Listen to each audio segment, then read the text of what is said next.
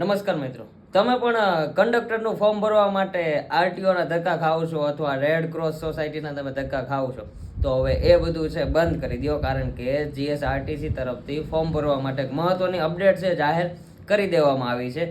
જેમાં વાત કરીએ તો હવે ફર્સ્ટ એડ કે તમારે કંડક્ટર લાયસન્સ છે એ ફોર્મ ભરતા સમયે તમારે આપવાની કોઈ પણ જરૂર નથી. આજે છે એ અપડેટ આપી દેવામાં આવ્યું છે. ઓફિશિયલ વેબસાઇટ ઉપર પણ એ નોટિફિકેશન છે એ ત્યાં પિનઅપ કરી દેવામાં આવ્યું છે. તમને બતાવું છું. ઓજસની વેબસાઇટ ઉપર છે, ઓફિશિયલ વેબસાઇટ ઉપર અહીંયા આપેલું છે, ઉમેદવારે અરજી પત્રકમાં કંડક્ટર લાયસન્સ બેઝની ઉપરોક્ત વિગતો દર્શાવવી ફરજિયાત નથી. Conductor licence badge licence first aid certificate જાહેરાતની તારીખ પૂર્ણ થયા બાદ પણ મેળવી શકાશે તથા આ કંડક્ટર લાયસન્સ બેઝ દસ્તાવેજ ચકાસણી સમયે અચૂક રજૂ કરવાનું રહેશે. તો મિત્રો, હવે ફર્સ્ટ એડ સર્ટિફિકેટ માટે તમારે કોઈ પણ પ્રકારના લાઇનમાં રહેવાની જરૂર નથી. આરટીઓ માન્ય કંડક્ટર બેઝ મેળવવાની પણ અત્યારે જરૂર નથી.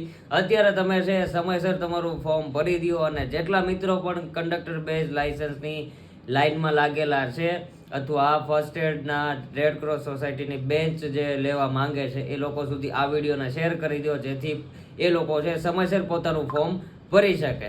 તો આઈ હોપ કે આ માહિતી તમને સારી લાગી છે. તો આવા જ પ્રકારની માહિતી મેળવવા માટે જલ્દીથી અમને ફોલો કરી લો.